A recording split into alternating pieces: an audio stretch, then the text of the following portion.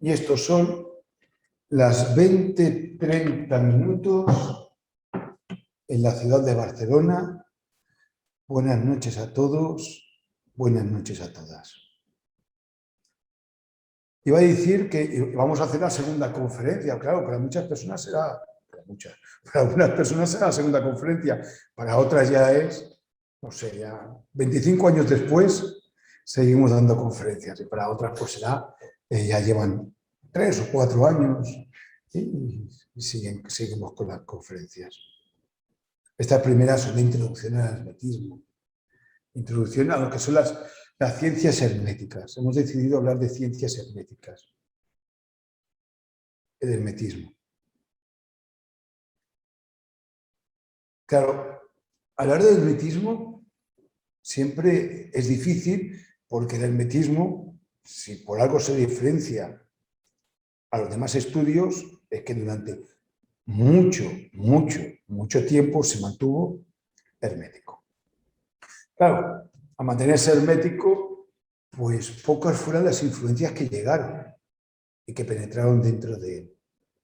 Y también pocas fueron las enseñanzas o el conocimiento que salió fuera de él. Así que durante mucho tiempo era muy difícil entrar dentro de estas ciencias.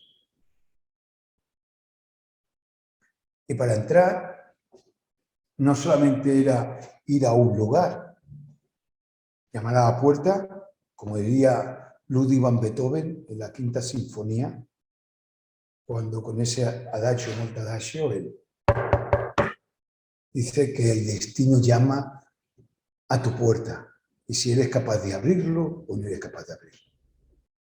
Pues no únicamente era dando los 3 golpes masónicos, luego 3 más, luego 3 más. No era el llamad y se os abrirá, pedid y se os dará. Era llamad y quizás se abrirá o no se abrirá. Y pedid y a lo mejor se os dará, como quizás no se os da.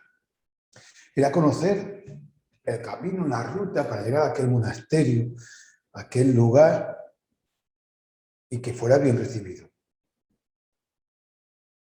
Lugares llenos de peligros, lugares difíciles de llegar, donde uno se tenía que desprender de todo y que lugares en que nadie quería acompañar al neófito, a la persona que quería llegar a aquel monasterio, en el que serpientes y otra clase de animales peligrosos para el ser humano acechaban y algunas veces acababan con lo que es el ser humano. Así que era como si la propia naturaleza, en ese camino que uno iba a hacer, iba a llegar a aquel monasterio, también le pusiera pruebas al ser humano que con ese caminar, ese peregrinaje, quería llegar a aquel santuario, a aquel monasterio. Todo se le ponía en contra. Los animales salvajes, las inclemencias del tiempo, la altitud, muchas veces, o el desierto, o la propia selva, o penetrar dentro de una cueva, la oscuridad. Todo ponía a prueba la tenacidad y la valentía y la osadía que tenía ese ser humano, sus valores físicos y anímicos. Pero no todas las pruebas eran así. Había otras pruebas más sutiles para llegar a aquel monasterio, a aquel santuario, donde iba a recibir un conocimiento que no podía recibir en ningún otro lugar y que pocos lo habían recibido. Porque, como muy bien decía la amiga Blavatsky, esto es para los pocos. Y como dice una amiga mía, y todavía, habían pruebas más sutiles,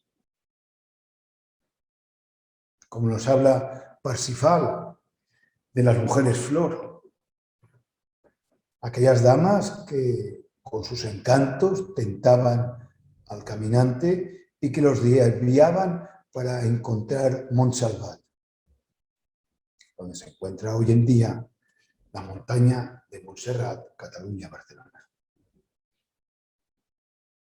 Otras sutilezas también, como nos habla Zanoni, no nos habla Zanoni, nos habla Burkhard Reitor en su libro llamado Zanoni, en que aquel chico que quiere iniciarse en estas artes es tentado en una pequeña fiesta, en una fiesta de pueblo por una chica, y que debajo de aquel árbol, en aquella sombra del árbol, pues descumple su palabra de castidad. Otra sutileza era cómo probaban los antiguos alquimistas, algunos neófitos, con el dinero, sea con plomo, con oro, sea con diamantes, sea con falsas fórmulas, de cuales ese neófito las robaba para transformar el plomo en oro o transformar esas piedras en diamantes que no resultaban. Así que de mil formas, todas las personas que han querido entrar en este camino han sido probadas. Por eso se llama el camino iniciático. Claro, el camino iniciático parece que sea un camino en el cual uno se inicia, pero claro, este camino, como va hacia el interior, no es un camino que inicies un camino hacia el exterior, sino que te inicias. Te inicias a ti mismo.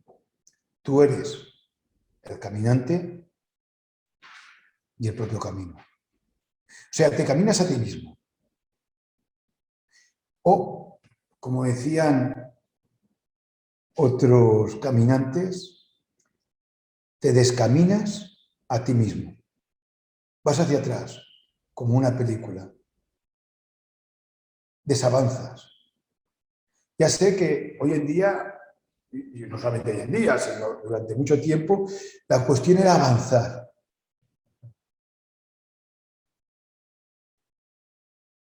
¿Hacia dónde? Pues no se sabía. En el camino, en este camino iniciático, hermético, es desavanzar, ir hacia tu origen. O sea, en tu origen está tu futuro. En quién eres es quién fuiste, no en lo que te has convertido. Pues en toda esta tradición hermética que rompe todas las reglas de la sociedad actual y de otras sociedades, es la que se basa el mundo del hermetismo. En el camino iniciático, en ese camino en el que te vas a encontrar pruebas, iniciaciones, en las que vas a tener que pasarlas a través de poseer valores.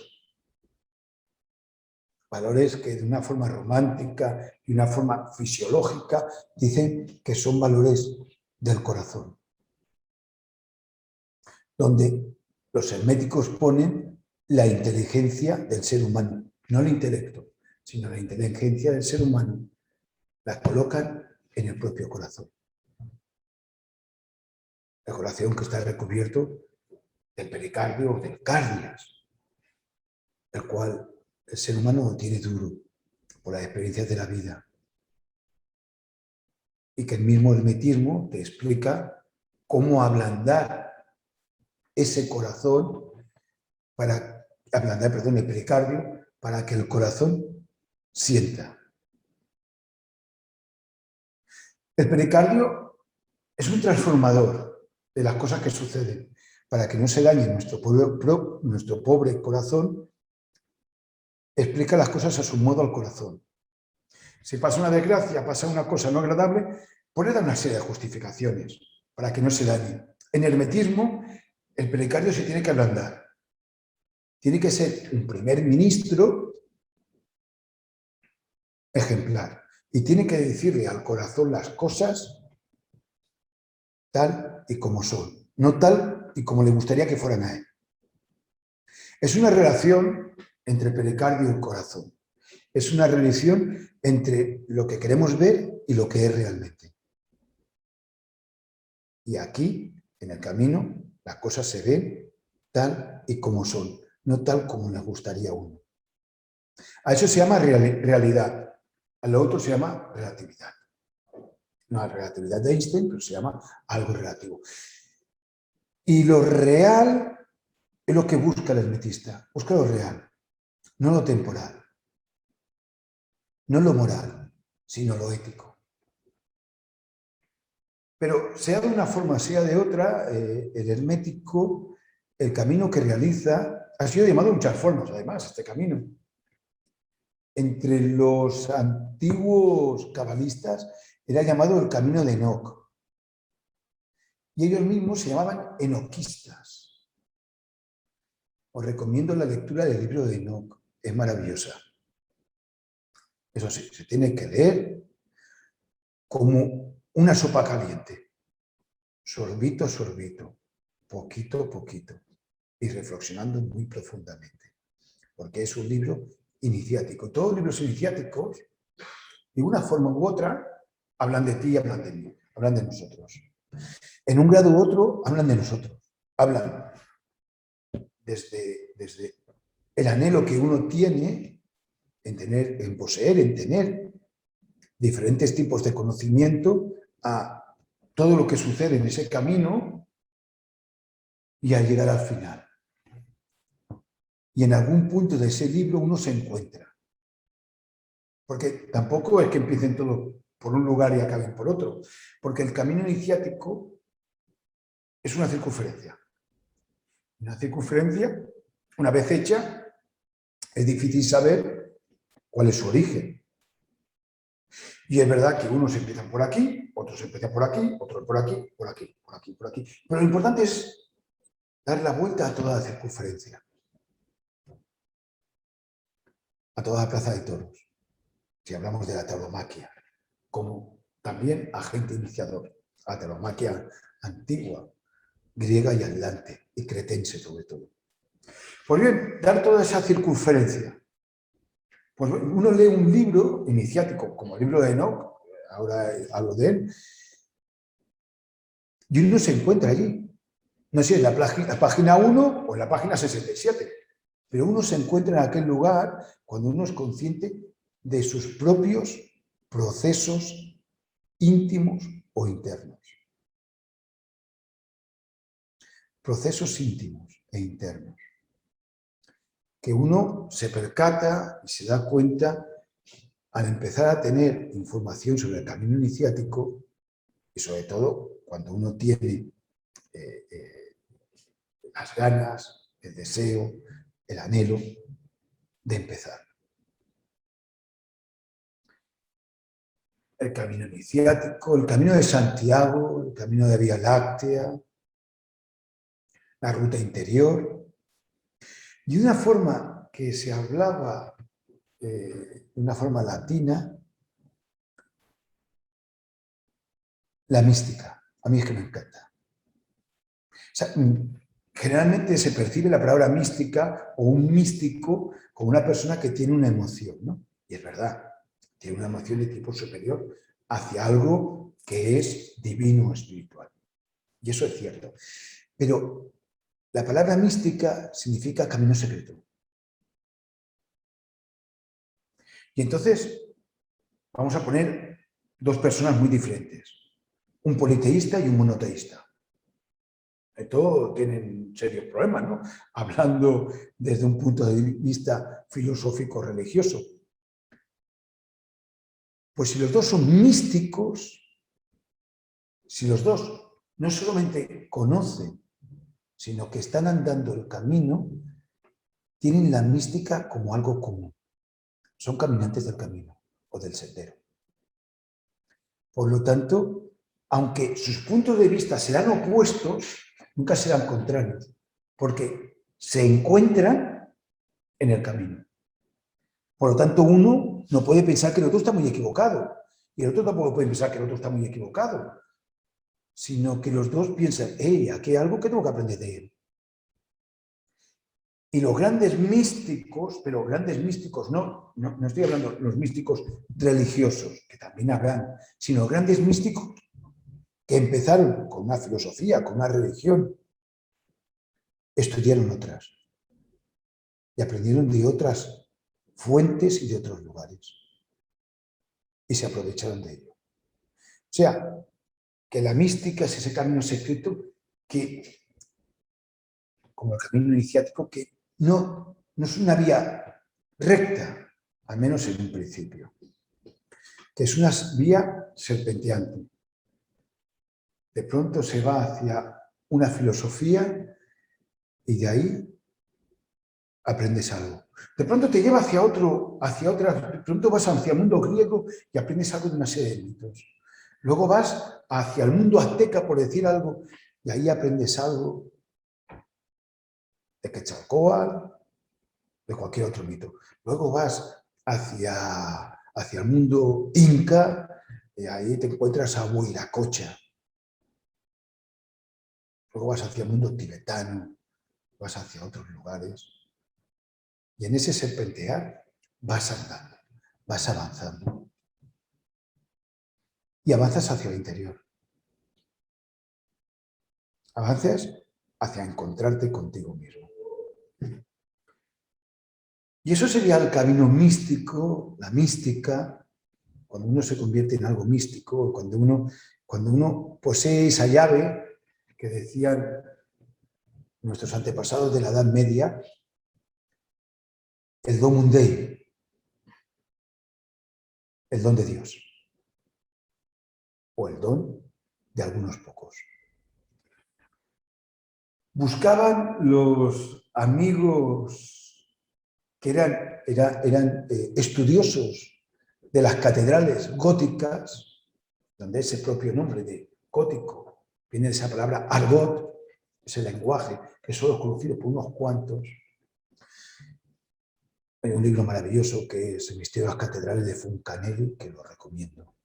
Es un libro para leerlo 5 veces o 15, da igual. Cada vez que lo abres y lo lees, encuentras algo nuevo. Luego está las moradas filosofales, también, del mismo autor, pero yo digo mi favorito, El misterio de las catedrales. Claro, que habla de Notre Dame. Desgraciadamente ahora desaparecida por las llamas. ¿Qué vamos a hacer? Pero bueno. Pero en el libro hace referencia a ella, algunas fotografías, y uno ahí puede leer ahí al amigo Foncanelli. Pues bien, los estudiantes o estudiosos de las catedrales góticas, en los que el conocimiento hermético venía, lo aprendían en la piedra labrada, aquellas górgoras, aquel alquimista observándose a sí mismo la obra, aquellos dragones, aquellas serpientes, que cada una tenía un simbolismo diferente y que iban andando por las diferentes catedrales y que en algunas catedrales se encontraba en su interior un laberinto. Catedrales que tenían dentro un laberinto. Antes de llegar a lo que era al ara, al altar. Y entonces, ahora, claro, nadie te lo prohíbe, pienso yo, tienes una pregunta, ¿no? Una pregunta sobre el camino. Porque el camino es tu vida. Tampoco el camino es algo diferente a tu vida. Tienes una pregunta sobre tu vida. Y de pronto esa pregunta que tienes sobre tu vida, sobre el camino, pues coges en un momento determinado y no encuentras esa respuesta y te pones a andar por aquel laberinto, siguiendo esa línea que te va a llevar justamente al centro de ese laberinto. Y a medida que te vas aproximando a ese centro, esa pregunta que tienes se empieza a hacer cada vez más clara dentro de tu propia mente. Y cuando llegas al centro de ese laberinto, ves esa respuesta. La ves claramente dentro de ti. Luego desandas otra vez ese laberinto, sales fuera de él y llegas con esa respuesta. O sea, esa catedral lo que te daba era esa respuesta a esa pregunta que cada vez la tenías más profunda y cada vez la tenías cada vez más oscura. Y de pronto llega un momento en que por andar, claro, no solamente era andar, sino era coger ese ese peregrinaje que habías hecho por variadas catedrales, llegar a esa última catedral y poder penetrar en ella con esa pregunta, poder llegar al centro y tener esa respuesta. Eso era algo, y sigue siendo, eso era algo que hacían nuestros antepasados en la Edad Media en el mundo gótico, en el mundo ese argot. Y todos buscaban ese don el don de Dios, el don de unos pocos. Ese don que era el poder comprender el conocimiento que se encontraba escrito en esa piedra. El conocimiento que habían escrito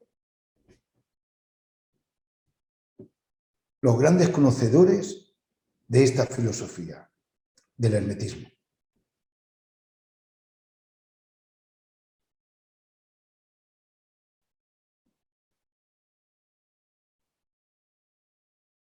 Poder aprender viendo una figura, o un número, o un símbolo, o un conjunto de símbolos. Los libros escritos en la piedra. Y que alguien, en ocasiones, al lado de esa figura en el suelo,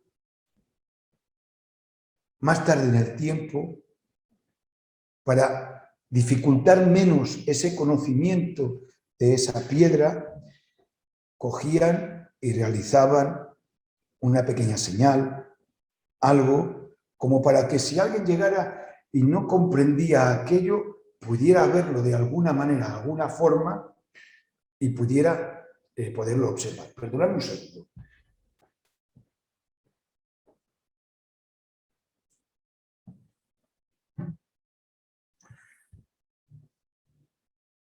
O sea, era una tradición. Uno tras otros iban, y unos cincelaban y otros dejaban esas señales de una forma mucho más fácil.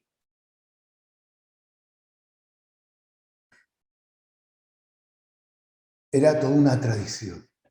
Y eso lo encontramos en algunas catedrales. Cuando uno, como la Catedral de Barcelona, que es la que tengo más cerca, la cual pues, ha sido la que más he estudiado y la que más he observado. Esa catedral que en un momento determinado observas aquellas figuras y al parte ves al lado del pie de un apóstol o algo, ves algo como si el tiempo hubiera dado un golpe, hubiera dejado una pequeña señal.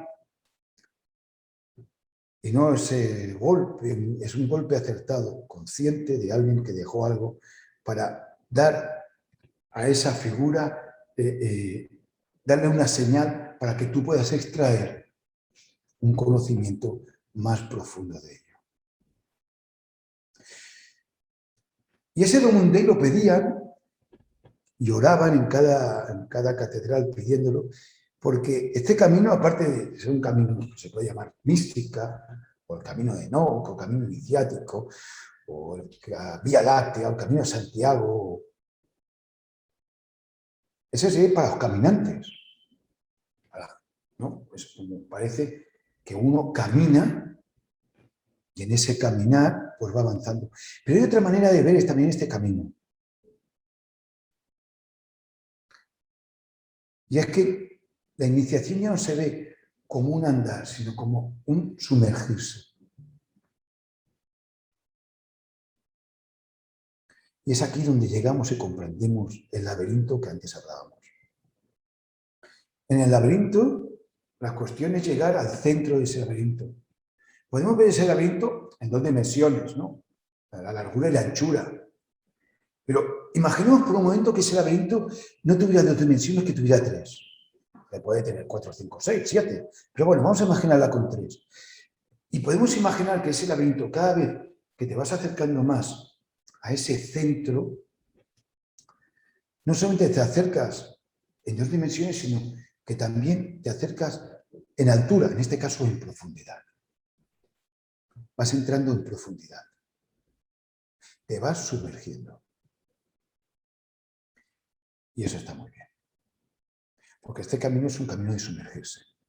No solamente sumergirse en las aguas para ser purificado y para ser bendecido y ser bautizado, sino sumergirte en tus propias aguas. Y aunque el simbolismo de las aguas es muy amplio, en este caso permitirme que lo junte con el camino. No solamente un camino de navegar por encima de las aguas, que es lo que siempre hacemos. La mente muchas veces se simboliza como el agua. Sé que también los sentimientos y la energía sexual, la energía psicosexual, pero ahora permitidme que lo veamos como la mente. La mente navegamos por encima, la mente superficial, la más externa, con los pensamientos de cada día, nuestras necesidades diarias, que hay que cumplirlas. Pero en esas necesidades diarias no encontramos el camino y de pronto uno tiene que sumergirse dentro de esas aguas. Porque en las aguas superficiales pues suceden cosas, preocupaciones, etcétera, se mueven, hay tempestades, incluso cuando hay tempestades fuera y hay un gran oleaje, etcétera, si te profundizas dentro de esas aguas, encuentras esa calma tan necesaria para realizar este camino. Entonces, en muchos lugares ya no simplemente es la iniciación es caminar, ir, sino que es sumergirte hacia las aguas interiores, hacia la mente interior. Como buscando civilizaciones que el mar, que la mente, se tragó y que desde arriba, desde la superficie, no pueden ser vistas ni encontradas.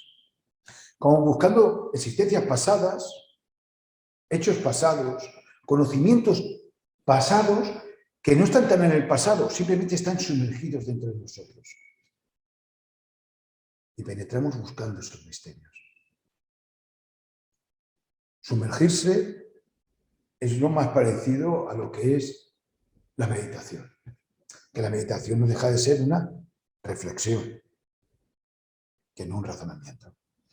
Entonces, en esa sumergión, en ese hundirse, en esa inmersión,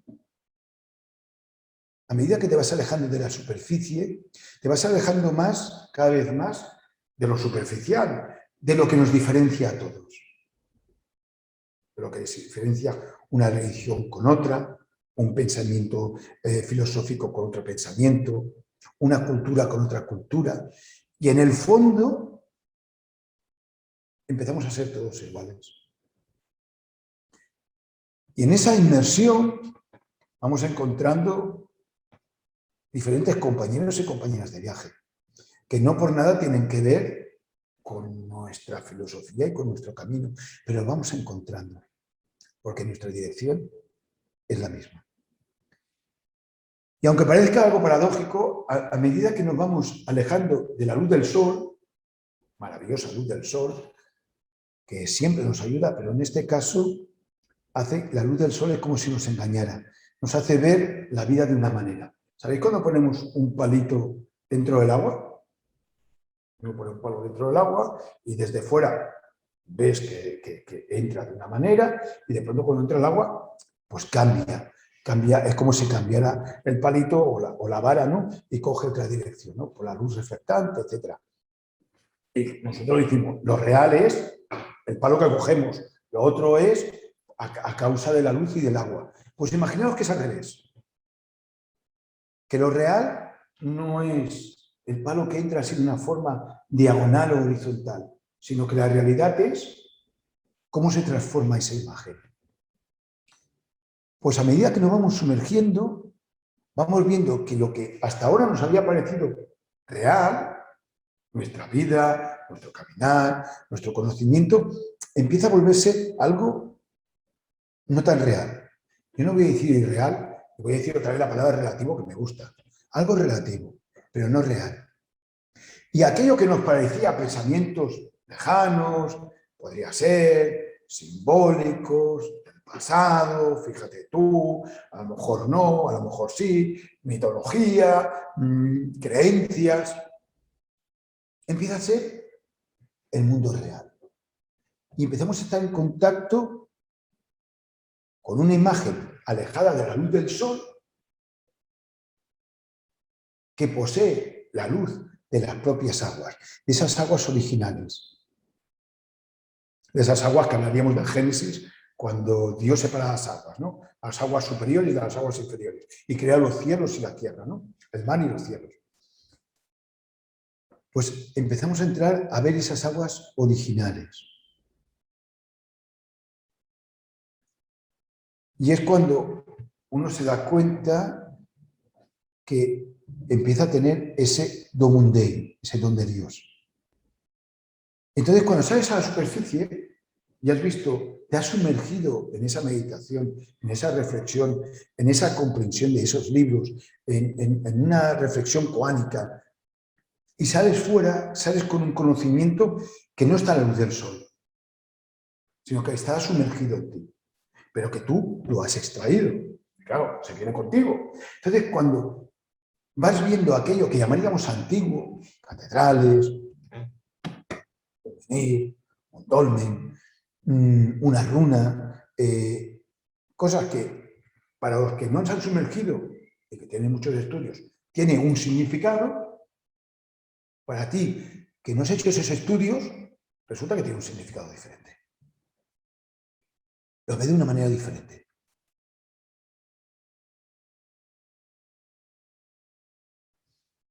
Y si estudias libros de bibliotecas que lo explican de la manera de que se explica a través de la luz del sol, pues pensaría que estás equivocado. Pero mira tú, que de pronto te cae un libro de cómo los antiguos lo veían, o otros místicos, y tú nunca has leído aquel libro. O sea, no estás influenciado por él. Empiezas a leerlo y dices, pues sí, si esto es lo que yo pienso. Esto es lo que yo pienso. Sin ser ni de aquella religión, ni haber estudiado aquella época, ni sin ningún conocimiento previo lectivo o oral que te lo hayan transmitido. Dices, es verdad, yo pienso de esa manera. Yo creo que esto es así. O parecido o semejante. O fíjate, los dos hemos tenido. Eso es que has empezado a sumergirte en ti mismo, a extraer tu propio conocimiento. Eso anima mucho, porque uno dice, o sea, el camino, que está muy bien estudiar libros, y que vamos a recomendar libros, porque hay que leerlos, hay que tener mucha información, pero realmente el verdadero, además ayuda también a sumergirte en los libros, y ayuda los libros a encontrarte. Pero esa inmersión que hace sumergirse es donde realmente uno es donde realmente va a encontrar ese conocimiento de tipo superior.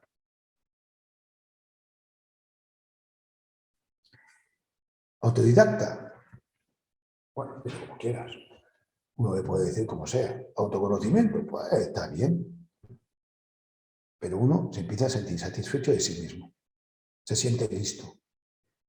Y se siente capacitado. Y se siente bien.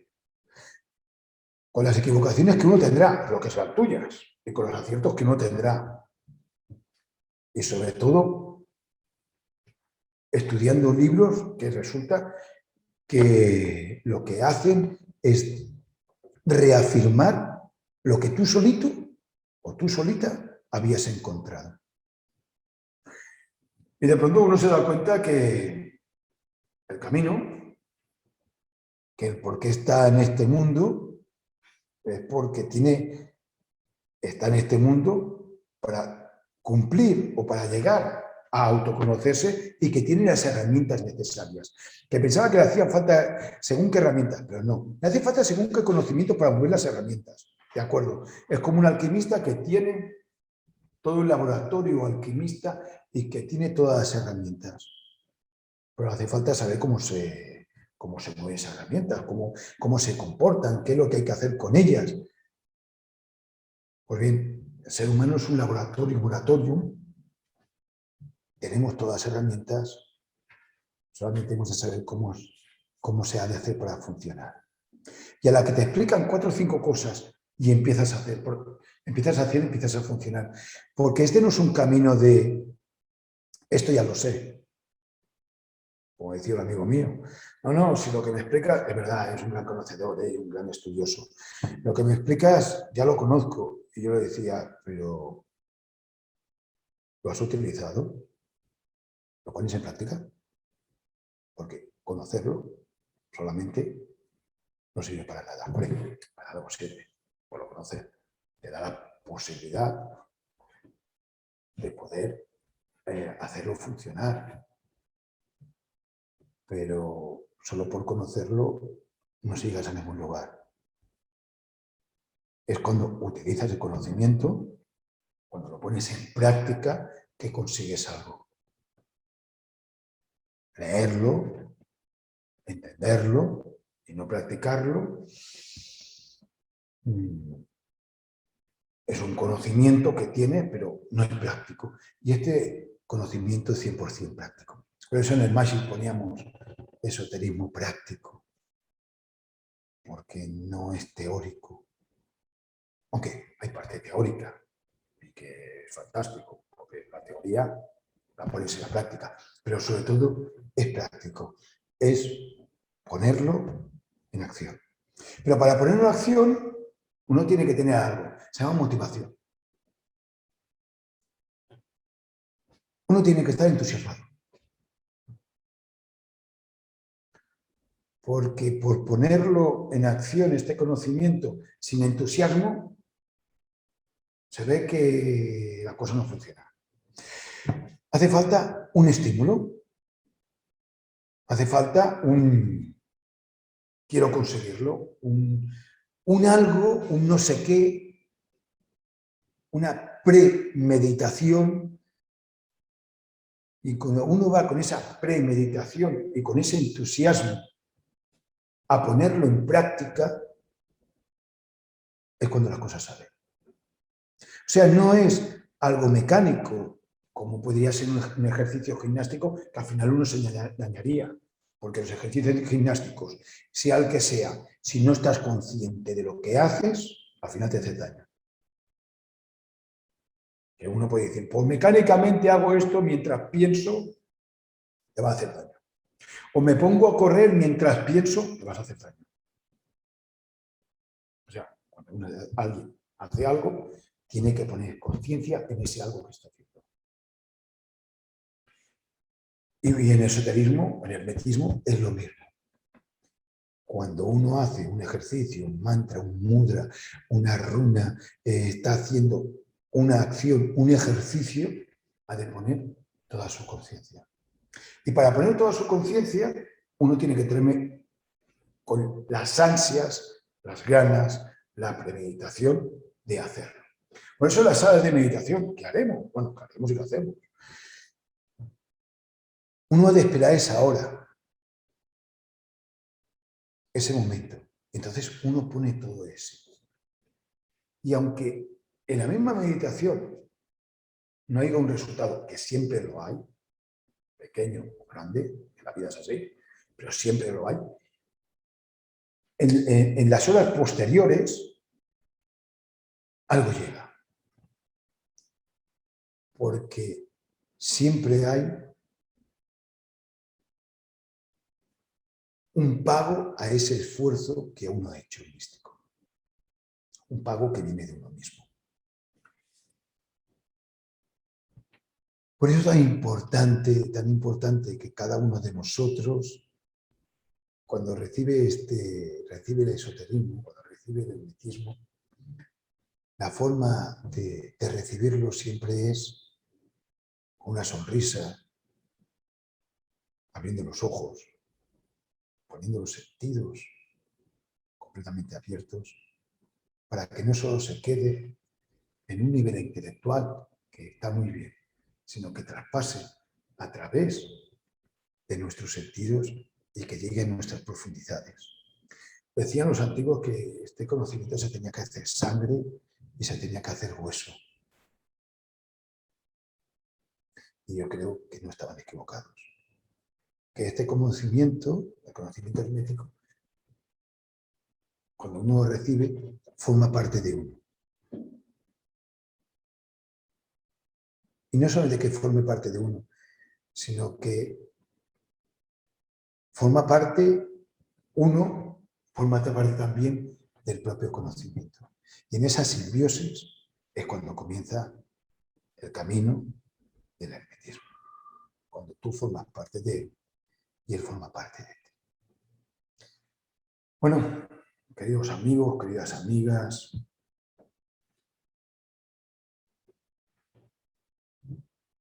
las 9:11 de un jueves.